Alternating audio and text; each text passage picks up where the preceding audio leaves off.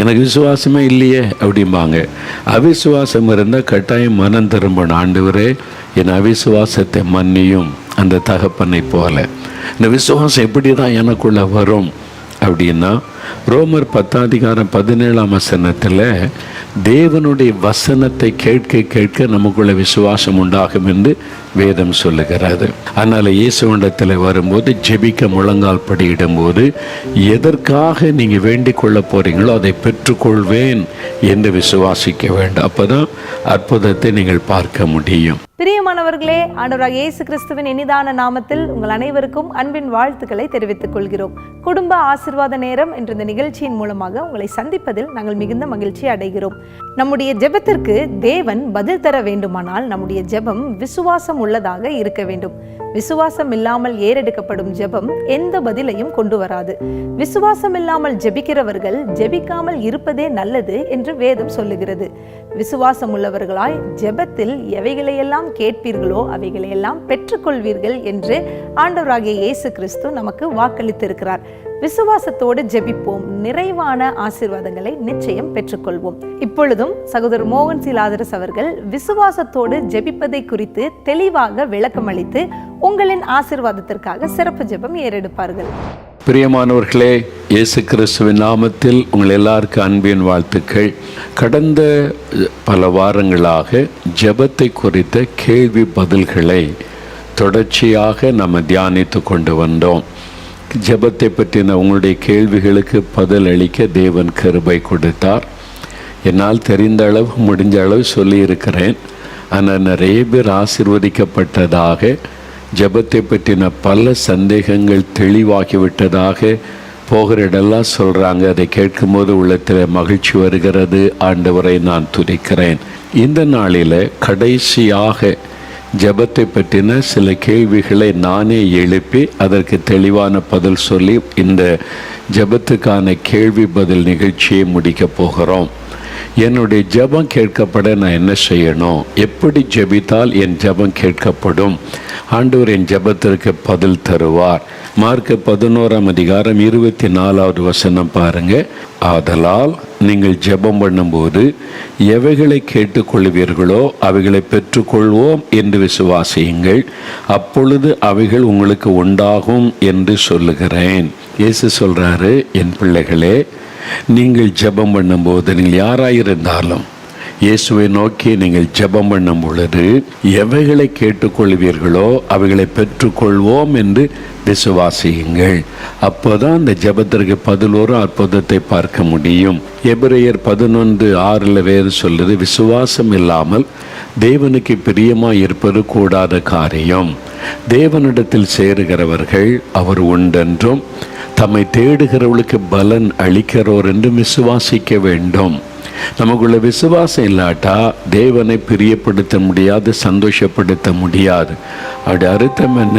நம்ம விசுவாசிக்காவிட்டால் நம்ம ஜெபம் கேட்கப்படாது, ஆண்டவர் பதில் கொடுக்க மாட்டார்.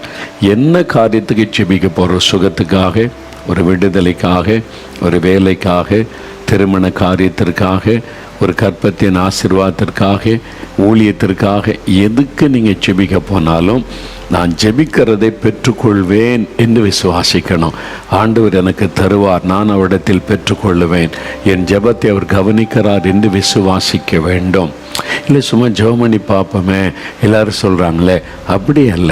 என் ஜெபத்தை அவர் கேட்கிறார், பதில் தருகிறார் என்று விசுவாசிக்க வேண்டும். விசுவாசிக்கும் போது தான் ஆண்டவர் பதில் கொடுக்க முடியும், அற்புதம் செய்ய முடியும். மார்க் 11:23 சொல்லும் பொழுது, தன் இருதயத்தில் சந்தேகப்படாமல் விசுவாசித்தால் அவங்க கேட்டுக்கொண்டபடி ஆகுமா. இருதயத்தில் சந்தேகப்படாமல் விசுவாசிப்பது. வேதத்தில் யாக்கோபு 1:6 தேவனிடத்தில் ஒரு காரியத்துக்காக நீங்கள் ஜெபிக்கிறீங்கன்னு வைத்துக்கொள்ளுங்க. ஒரு ஞானம் வேணும், படிப்பில் ஜெயம் வேண்டும், ஒரு ஆசீர்வாதம் வேணும், ஒரு குழந்தை வேணும், அல்லது வேலை வேணும், ஏதோ ஒரு காரியத்துக்காக தேவைக்காக ஜெபிக்கிறேன்னு வைத்துக்கொள்ளுங்க. பாருங்க, யாக்கோபு 1:6 சொல்லுகிறது, ஆனாலும் அவன் எவ்வளவாகிலும் சந்தேகப்படாமல் விசுவாசத்தோடே கேட்க கடவன், சந்தேகப்படுகிறவன் காற்றினால் அடிபட்டு அலைகிற கடலின் அலைக்கு ஒப்பாயிருக்கிறான். அப்படிப்பட்ட மனுஷன் தான் கர்த்தரிடத்தில் எதையாகிலும் பெறலாம் என்று நினையாதிருப்பானாக.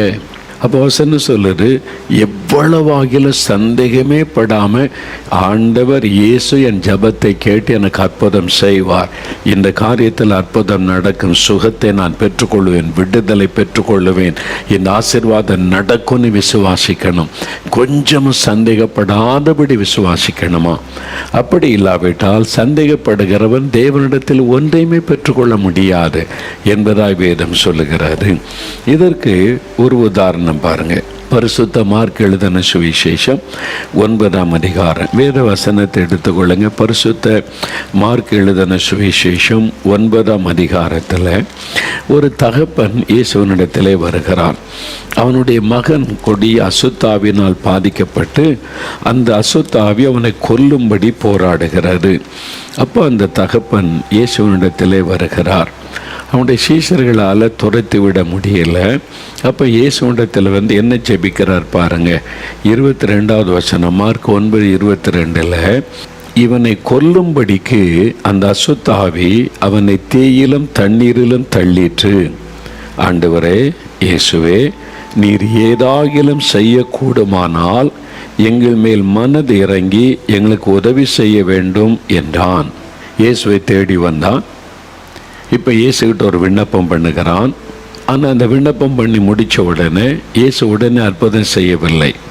இயேசு சொல்லுகிறார், இயேசு அவனை நோக்கி, நீ விசுவாசிக்க கூடுமானால் ஆகும், விசுவாசிக்கிறவனுக்கு எல்லாம் கூடும். இப்போ ஆண்டவர் என்ன பதில் சொல்கிறார்? அவரை தேடி நிறைய பேர் வரும்போது, நீ விசுவாசத்தபடி உனக்கு கடவது, உன் விசுவாசத்தின்படியே உனக்கு ஆகும் அப்படி சொன்ன உடனே அற்புதம் நடந்துவிடும். ஆனால் இங்கே ஆண்டவர் சொல்கிறார், நீ விசுவாசிக்க கூடுமானால் ஆகும், விசுவாசிக்கிறவனுக்கு தான் எல்லாம் கூடும். அப்போ என்ன அர்த்தம்? நீ விசுவாசிக்கலை, உன்னுடைய முழு இருதயத்தோடு விசுவாசிக்கலை, உன் ஜெபம் சரியில்லை. அப்போ அந்த ஜெபத்தை கவனிங்களேன். உடனே அந்த தகப்பன் அடுத்த வசனத்தில், உடனே பிள்ளையின் தகப்பன், விசுவாசிக்கிறேன் ஆண்டவரே, என் அவிசுவாசம் நீங்கும்படி உதவி செய்யும் என்று கண்ணீரோடே சத்தமிட்டு சொன்னான். அப்போ அவனுக்குள்ள ஒரு அவிசுவாசம் இருந்தார். ஒரு முழுமையான விசுவாசம் இல்லை, ஒரு சந்தேகம், இரு மனம் அப்படி காணப்படு. எல்லாரும் சொல்கிறாங்க, இயேசுகிட்ட கொண்டு போனேன் பிள்ளை சுகமாயிரும். நீ சரி பார்ப்போமே, எங்கெங்கேயோ போனோம், எத்தனை ஆஸ்பத்திரி பார்த்தேன், அடியேட்ட போன சரியில்லை, சரி இயேசுகிட்டே போய் பார்க்கலாமே அப்படின்னு தான் வந்திருக்கிறாங்க. ஆனால் இவன் வரும்பொழுது அந்த ஜெபத்திலே கவனிங்களேன், என்ன சொல்கிறாரு? நீர் ஏதாகிலும் செய்யக்கூடுமானால் எங்கள் மேல் மனதிறங்கி எங்களுக்கு உதவி செய்ய வேண்டும். அப்படின்னு என்ன அர்த்தம்? உங்களை தேடி வந்திருக்கிறோம், நீ ஏதாவது செய்ய முடிஞ்சால் செய்யுங்க. அது அவிசுவாசம் விசுவாசம் ரெண்டு கலந்து இருக்கிறாரு. ஒரு முழுமையான விசுவாசம் அல்ல, முழு இருதயத்தோட விசுவாசம் அல்ல. ஏதாவது செய்ய முடிஞ்சால் செய்யுங்க ஆண்டவரே. அப்போ தான் ஆண்டவர் சொல்கிறார், இந்த ஜெபத்துக்கு நான் பதில் தர முடியாது. நீ விசுவாசமும் இல்லாமல் அவிசுவாசம் இல்லாமல் இரு நிலைமையில் ஒரு முழுமையான விசுவாசம் இல்லாமல் வேண்டிக் கொள்கிறாய். நீ விசுவாசிக்க கூடுமானால் ஆகும். நீ முழு இருதயத்தோடு நீ விசுவாசித்தால் நான் பிள்ளைக்கு விடுதலை தருவேன். நீ ஏதாவது செய்ய முடிஞ்ச செய்யுங்க அப்படின்னா என்ன அர்த்தம்? அப்போ என்னால் செய்ய முடியாதா? நீ சந்தேகப்படுகிறாய், முடிஞ்சால் செய்யிட்ட, முடியலன்னா பரவாயில்ல. அப்போ முழுமையான ஒரு விசுவாசம் இல்லை. இன்றைக்கி நம்முடைய ஜெபத்தில் இந்த அவிசுவாசம் நம்மளை அறியாமல் உள்ளே நுழைந்து விடும். நீங்களே யோசித்து பாருங்கள், ஜெபம் பண்ணும்போது ஒரு முழுமையான விசுவாசம் இல்லாமல் இரு மனதோடு அரைகுறை மனதையோடு, சரி அவங்களுக்கெல்லாம் செய்தாங்க ஜெபம் பண்ணி பார்ப்போமே, அந்த ஜெபத்துக்கு பதில் வராது, ஆண்டவர் அற்புதம் செய்ய முடியாது. அதனால தான் ஆண்டவர் சொல்ல, நீ விசுவாசிக்க கூடுமானால் ஆகும். அப்போ இந்த தகப்பனுக்கு தெரிஞ்சிட்டு தன்னுடைய அவிசுவாசத்தினால ஆண்டவர் உடனே அற்புதம் செய்யலை. உடனே அவர் சொல்லுகிறார், விசுவாசிக்கிற ஆண்டவரே, தன்னுடைய விசுவாசத்தை அறிக்கையிட்டு விட்டு என் அவிசுவாசம் நீங்க எனக்கு உதவி செய்யும் என்று கண்ணீரோட சத்தமிட்டு சொன்னான். ஒரு மனம் திரும்புதல். இது பாவத்திலிருந்து மனம் திரும்புதல், அவிசுவாசத்தை விட்டு மனம் திரும்புதல். ஐயோ ஆண்டவரே, நான் சந்தேகப்பட்டுட்டேன், முழு இருதயத்தோடு விசுவாசிக்கலை, என் அவிசுவாசத்தை மன்னியும் என்று மனம் திரும்பி கண்ணீரோடு அறிக்கையிட்ட உடனே இயேசு அற்புதம் செய்கிறார். சும்மா ஜெபம் பண்ணி பார்க்கலான்னு நீங்கள் ஜெபிச்சிங்கன்னா ஆண்டவர் எப்படி அற்புதம் செய்ய முடியும்? ஒரு சமயம் ஒரு வீட்டில் நான் சந்தித்து அவங்க ஜெபிக்க அழைச்சிருந்ததுனால போயிருந்தேன். நான் வந்திருப்பதை கேள்விப்பட்டு பக்கத்து தெருவில் இருந்த ஒரு தாயார் வந்துட்டாங்க. அவங்களும் ஒரு கிறிஸ்தவ தாயார் தான். அவங்க கணவர் ரட்சிக்கப்படலை. அவன் பேசி கொண்டிருந்து விட்டு, அவங்க எவ்வளோ நாளாக நான் ஜெபிக்கிறேன் கணவருக்காக, என்ன ரட்சிக்கப்படலை ஐயா அப்படின்னு. நாங்கள் சரி ஜெபம் பண்ணுவோம், ஆண்டவருடைய கணவரை கட்டாயம் ரட்சிப்பார்னு சொன்னால், அவங்க முக்காடு போட்டு முழங்கால் போட்டுக்கிட்டு இருக்கும்போதே சொல்கிறாங்க, அவர் எங்கே ரட்சிக்கப்பட போகிறாரு? ஆனால் இவங்க ஜெபிக்கிறாங்களாம் பல வருஷமாக கணவர் ரட்சிக்கப்படணும்னு.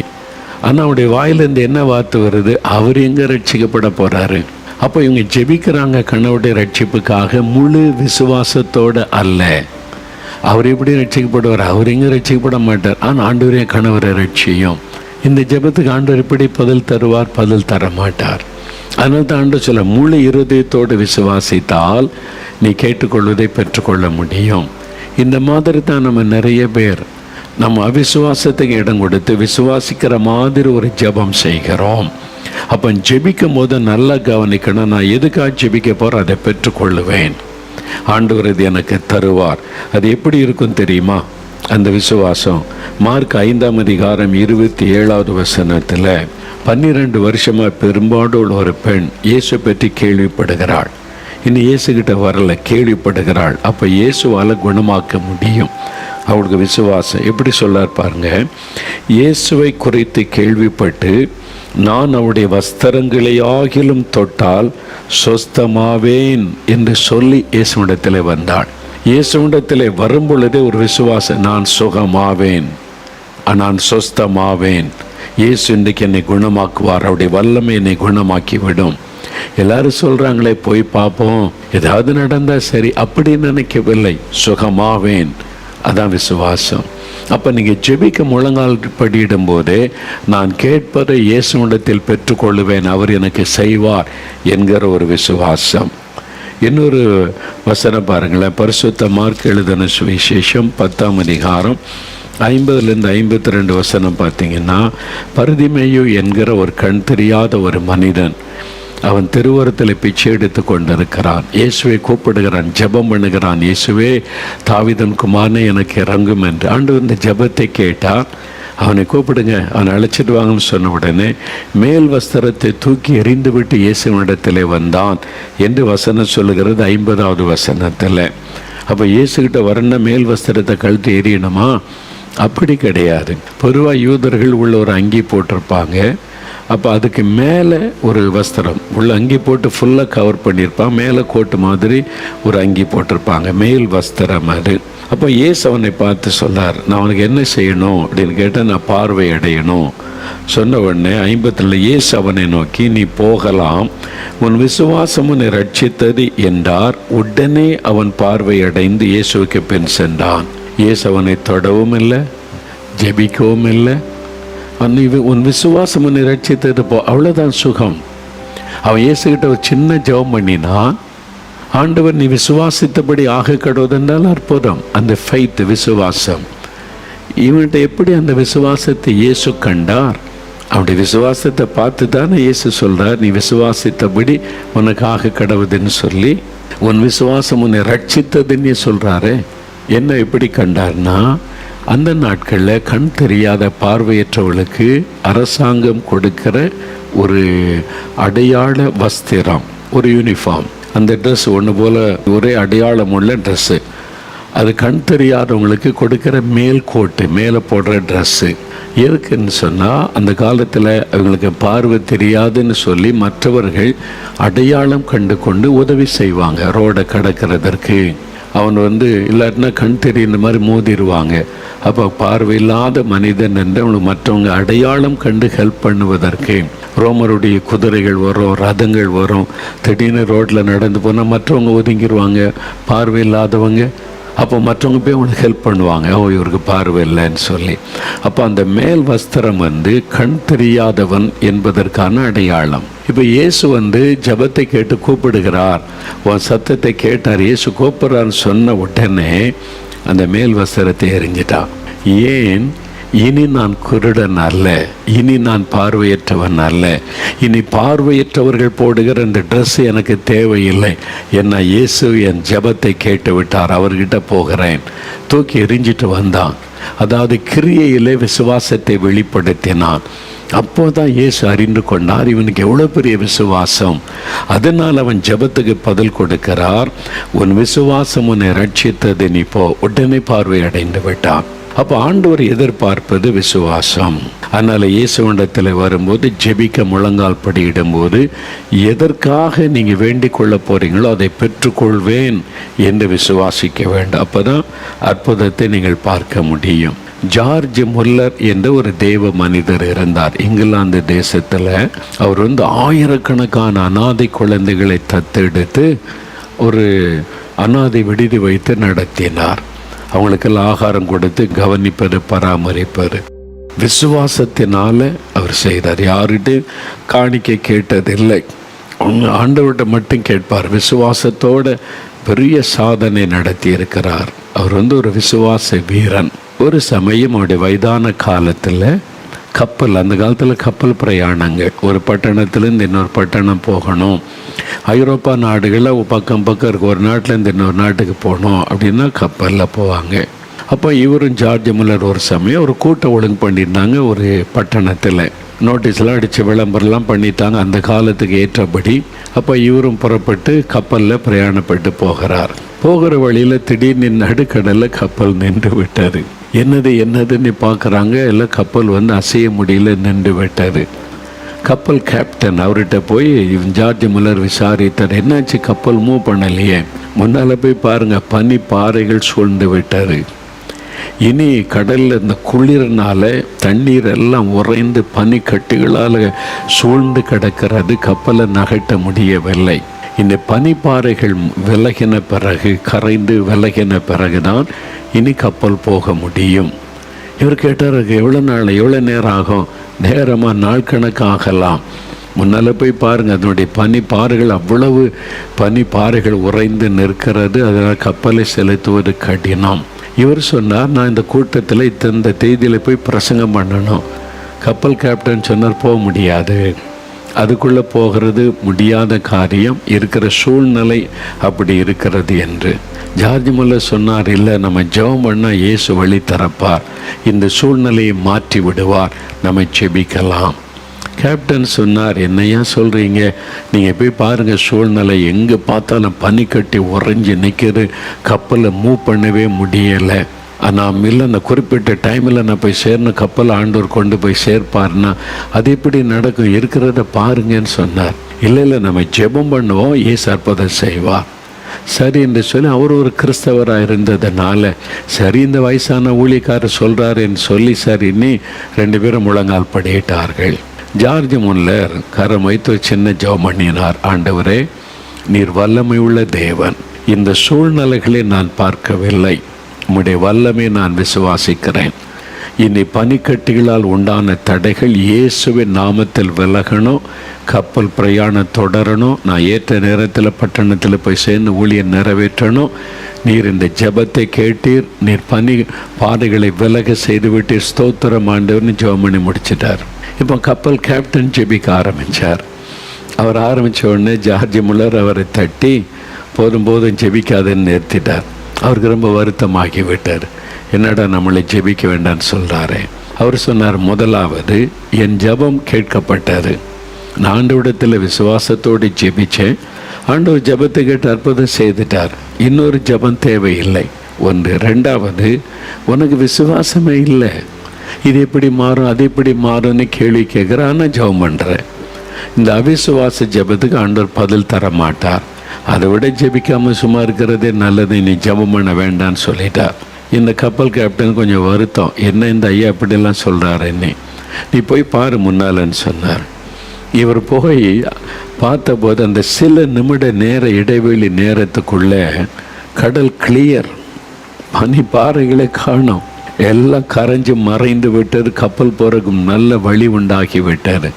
அவருக்கு ஆச்சரியம், எப்படி சில நிமிட நேரத்துக்குள்ளே இது எப்படி இவ்வளோ பெரிய மாற்றம் உண்டாக முடியும்? விசுவாசம். அந்த தேவ மனிதர் தேவனுடைய வல்லமையின் மீது வைத்த விசுவாசம். தேவன் அதை கனப்படுத்தினார்.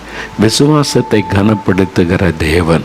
அதனால நீங்க உங்களுடைய தேவைகள் அவசியமானதை கேட்கும் பொழுது விசுவாசத்தோடு ஜெபித்தால் தான் அற்புதம் நடக்கும். எனக்கு விசுவாசமே இல்லையே அப்படிம்பாங்க. அவிசுவாசம் இருந்தால் கட்டாயம் மனம் திரும்பணும். ஆண்டவரே, என் அவிசுவாசத்தை மன்னியும் அந்த தகப்பனை போல. இந்த விசுவாசம் எப்படி தான் எனக்குள்ள வரும் அப்படின்னா, ரோமர் 10:17 தேவனுடைய வசனத்தை கேட்க கேட்க நமக்குள்ள விசுவாசம் உண்டாகும் என்று வேதம் சொல்லுகிறது. அதனால தான் நம்ம வேத வசனத்தை வாசிக்கணும், தியானிக்கணும். கர்த்தருடைய வசனம் அறிவிக்கப்படும் போது கவனமாய் கேட்கணும். அது விசுவாசத்தை நமக்குள்ளே தூண்டி எழுப்பும், விசுவாசத்தை நமக்குள்ளே பெருக பண்ணும். அதனால் எப்பொழுதும் நீங்கள் வேதத்தை தியானித்து ஜெபிக்கிற பழக்கம் உள்ளவர்களாக இருக்க வேண்டும். அப்போ விசுவாசம் என்ன, விசுவாசம் இல்லாமல் எதையுமே ஆண்டவரிடத்தில் பெற்றுக்கொள்ள முடியாது. எப்போ நீங்கள் ஜெபித்தாலும், எதற்காக ஜெபித்தாலும் அதை குறித்து ஒரு திட்டமான விசுவாசம் உங்களுக்குள்ளே இருக்கணும். புரிந்து கொண்டீங்களா? அப்போ ஜெபத்தை பற்றி என் ஜெபம் கேட்கப்படணும்னா சும்மா போய் ஆண்டவர்கிட்ட போய் என்ன கேட்டாலும் தந்துடுவார்னு அப்படியே போய் ஜெபிக்கிற அப்படின்னு இல்லை. இதெல்லாம் கவனிக்கணும். இதெல்லாம் வேத வசனம். ஏன் ஜெபத்துக்கு பதில் வர மாட்டேங்குது, இவ்வளோ ஜெபிச்சுட்டு என்னன்னா, இதெல்லாம் செக் பண்ணுங்க. செக் பாயிண்ட் எழுதி வைத்து கொண்டு இந்த வசனத்தை வைத்து உங்களை சோதித்து பார்த்து ஜெபிக்க. நான் ஜெபிக்கும் போது இதெல்லாம் கவனிப்பேன். இதெல்லாம் ஆண்டவர் என்னை கற்றுக் கொடுத்தாரு. இதெல்லாம் கவனித்து ஜெபிச்சாதான் ஜெபத்துக்கு பதில் வரும் என்று சொல்லி. சரியா? இப்போ ஜெபம் பண்ண போகிறோம். கண்களை மூடிக்கொள்ளுங்க. இருதயத்தில் ஏதாவது குறை இருக்குது, பாவம் இருக்குது, ஆண்டவருடைய பிரசன்னத்தை உணர முடியலன்னா இருதயத்தில் கை வைத்து, ஆண்டவரே இயேசுவே, என் பாவத்தை மன்னிங்க, உங்கள் ரத்தத்தினால் என்னை கழுவுங்க, எனக்குள்ள கோபம், எரிச்சல், பகைகள், சண்டைகள் இந்த மாதிரிலாம் இருக்குது, என்னை மன்னிச்சிருங்கன்னு சொல்லி கேளுங்க. அன்றைக்கி யாரையாவது மன்னிக்கணுமான ஆண்டவரே, அவங்களை குறித்த கசப்பு இருக்குது, வெறுப்பு இருக்குது, அந்த நான் மனப்பூர்வமாக மன்னிக்கிறேன், இனி அந்த கசப்புக்கு இடம் கொடுக்க மாட்டேன், என் உள்ளத்தை விட்டு கசப்பான வேற எடுத்து போடும் அப்படின்னு ஜெபம் பண்ணுங்க. நான் விசுவாசிக்கிறேன். இப்போ சுகத்துக்காக ஜெபிக்க போகிறேன், பெற்றுக்கொள்ள போகிறேன். நான் இந்த காரியத்துக்கு ஜெபிக்க போகிறேன், அற்புதம் நடக்கும், நான் விசுவாசிக்கிறேன்னு சொல்லுங்க. இது உம்முடைய சித்தம் என்பதை நான் அறிந்து கொண்டேன் வசனத்தின் மூலமாய், ஆவியானவர் மூலமாய். அதனால நான் தைரியமாக ஜெபிக்கிறேன். இயேசு கிறிஸ்துவின் நாமத்தில் ஜெபிக்கிறேன். ஜெபிங்க, ஜெபிங்க, வாய் திறந்து. இயேசு கிறிஸ்துவின் நாமத்தில் இந்த காரியத்தில் அற்புதம் நடப்பதாக, சுகம் உண்டாவதாக, விடுதலை உண்டாவதாக, இயேசு கிறிஸ்துவின் நாமத்தில் வழி திறக்கப்படுவதாக. இப்பொழுது நசரேயனாக இயேசுவின் நாமத்தில் ஆண்டவரே, நான் ஜெபிக்கிற காரியத்தில் ஒரு அற்புதத்தை நான் எதிர்பார்க்கிறேன். என் ஜெபத்தை நீர் கவனமாய் கேட்கிறீர், என் ஜெபத்திற்கு பதில் தருகிறீர். நான் அதை விசுவாசித்து இயேசு கிறிஸ்துவின் நாமத்தில் நான் ஜெபிக்கிறேன். இந்த பொல்லாத வியாதி இயேசு கிறிஸ்துவின் நாமத்தில் விலகட்டும். இந்த பொல்லாத ஆவி இயேசு கிறிஸ்துவின் நாமத்தில் விலகி போகட்டும். இயேசு கிறிஸ்துவின் நாமத்தில் தடைகள் விலகி காரியங்கள் வாய்க்கட்டும். இயேசு கிறிஸ்துவின் நாமத்தில் கற்பத்தின் ஆசீர்வாதம் உண்டாகட்டும். இயேசு கிறிஸ்துவின் நாமத்தில் என் குடும்பத்துக்குள்ளே சமாதானம், அன்பு, ஐக்கியம் உண்டாகட்டும். இயேசு கிறிஸ்துவின் நாமத்தில் எல்லாரும் ரட்சிக்கப்பட்டு என் குடும்பமே சாட்சியாக நிற்கும்படியான ஆவிக்குரிய மாற்றம் உண்டாகட்டும். என்னுடைய வியாபாரம் இயேசுவின் நாமத்தில் ஆசீர்வதிக்கப்படட்டும். வேலையில் உயர்வு இயேசுவின் நாமத்தில் உண்டாகட்டும். படிப்பில் வெற்றி இயேசு கிறிஸ்துவின் நாமத்தில் உண்டாக நான் ஜெபிக்கிறேன். இயேசு கிறிஸ்துவின் நாமத்தில், இயேசு கிறிஸ்துவின் நாமத்தில் அற்புதம் நடப்பதாக. என் குடும்பத்தில் இருக்கிற எல்லா போராட்டங்களும் இயேசுவின் நாமத்தில் விலகட்டும். உம்முடைய இரத்தத்தை இந்த வீட்டுக்குள்ளே தெளித்து நான் ஜெபிக்கிறேன். உம்முடைய பிரசன்னத்தினால் என் வீடு நிரப்பப்பட்டு இப்பொழுது உம்முடைய ஆசீர்வாதமும் அற்புதங்களும் வீட்டில் நடக்கட்டும். ஆண்டவரே, இந்த காரியத்தில் ஒரு அற்புதத்தை நான் இயேசு கிறிஸ்துவின் நாமத்தில் எதிர்பார்க்கிறேன். இயேசு கிறிஸ்துவின் நாமத்தில் அற்புதம் நடப்பதாக. ஆண்டவர் ஜெபத்தை கேட்டதற்காய் ஸ்தோத்திரம், பதில் கொடுத்து விட்டதற்காய் ஸ்தோத்திரம். பெற்றுக்கொண்டேன் என்று நான் விசுவாசிக்கிறேன். இயேசு கிறிஸ்துவின் நாமத்தில் ஜெபிக்கிறோம் பிதாவே. ஆமேன், ஆமேன்.